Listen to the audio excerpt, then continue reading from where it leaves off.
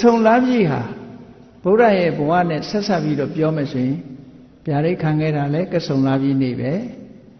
နောက်ဆုံးဘဝမှာဖွားတော်မူတာလဲကဆုံလာပြီနေပဲဖရာဖြစ်သူရောက်တော်မူတာလဲကဆုံလာပြီနေပဲဘဝအဆုံးသတ်ပြီးတော့ပြိဋိဘံစံသွားတာလဲကဆုံလာပြီနေပဲလို့ဒါကြောင့်မို့အကျဉ်းချုပ်ပြောမယ်ဆိုလို့ရှိရင်ဗျာဒိတ်တော်ခံဖွားပွင့်စာဗျာဒိတ်တော်ခံတာလဲကဆုံလာပြီဟောဖွားတော်မူတာလဲကဆုံလာပြီဖရာဖြစ်သူရောက်တာလဲကဆုံလာပြီပြိဋိဘံစံတာလဲကဆုံလာပြီလို့ဒီကဆုံလာပြီဟာဘုရားဘာသာဝင်တွေအတွက်အင်မတန်မှထူးခြားတဲ့ဘုရားဘဝနဲ့ဆက်ဆက်နေတဲ့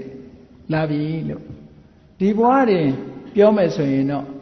ဖွားပွင့်ဆံပေါ့